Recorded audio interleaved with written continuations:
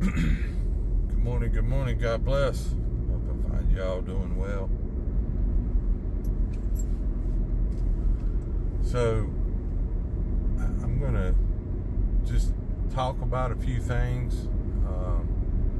It's not necessarily, I'm trying to say that I'm 100% correct on these things. I just believe in my understanding of the Bible, these things kind of fit, and I just want to share it with everybody. Not claiming I'm some great prophet or that I'm 100% correct. It's more or less just to give you something to think about.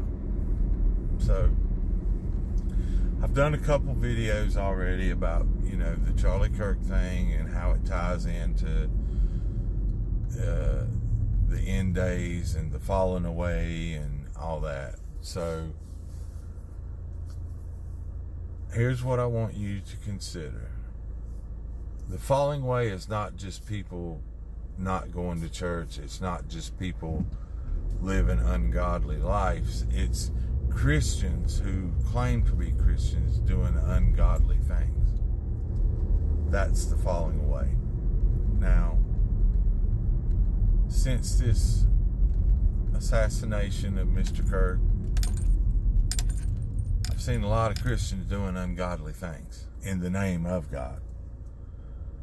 So the Bible speaks of a falling away, not a revival. You need to remember that.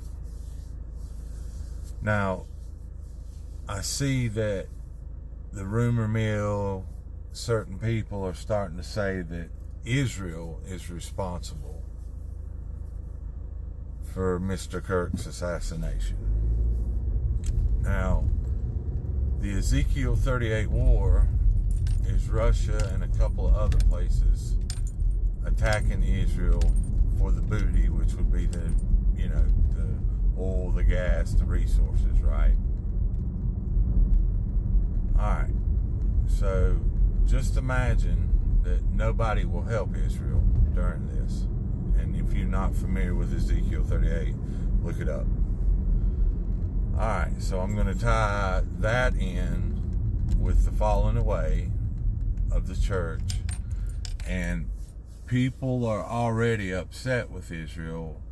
Trump has already kind of spanked them a little bit and said he didn't approve of what they were doing in the last attack.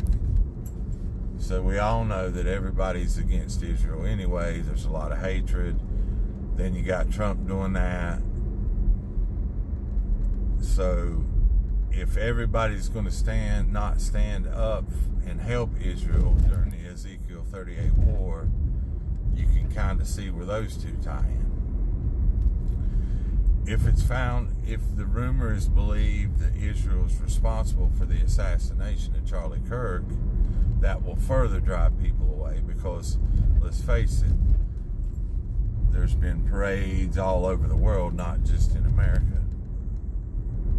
And most countries kind of tend to follow what the United States does. So if they're unhappy with Israel, then it's easy for everybody else, and for everybody else to step away. I know this is a lot, but I'm just trying to kind of tie all this together. Now, the next thing that we pay attention to is tariffs, right? So we know that Russia is now involved with Poland and another place where they're illegally flying into their airspace, which I think that violates NATO, right? It's either NATO or United Nations, one of the two. I can't remember exactly. I think either way. So they're now talking about, along with Trump,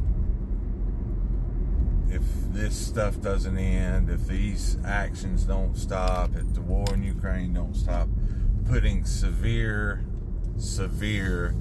tariffs on Russia, okay? So that would be the hook in the jaw. And again, if you don't understand the terminology, look up Ezekiel 38. It speaks of the hook in the jaw. So these tariffs would cause Russia to lose lots of money and resources, right?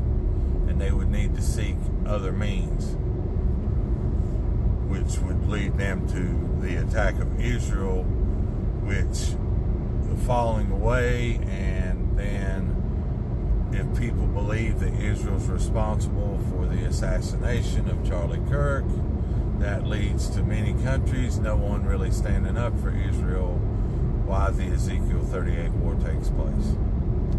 So I know that's a whole lot, and I know it seems a little scattered, and so I'm not saying that I'm 100% correct, but I would like for you just to kind of acknowledge what I said and kind of look into it biblically, right? View it with biblical eyes, not with, your own personal, oh, that's crazy. Look at what Scripture teaches about the Ezekiel 38 and the end times, right? The falling away, the Ezekiel 38 war. Also, many will say, I am here, I am there, talking about the Lord. It appears to me that a lot of people have kind of put Mr. Kirk on the same level as Jesus. So just, think about that, look into it, see what you think. As I said, I'm not claiming that I'm some great prophet and predicting. I'm just kind of giving you what I see and all these things that are happening. And if it makes sense to you, or if you think there's some validity to it, let me know. And I just, I want people to, I always am trying to get people to think, right? Always trying to get people to see and look at things from a biblical standpoint, not an emotional or worldly standpoint. Anyway, that's my rant for the day. God bless everybody. I love y'all. Keep your eyes on the Lord. Keep focused. Keep looking up. Our redemption draws near. And stay out of worldly stuff and stay focused on God. All right. God bless. Love y'all.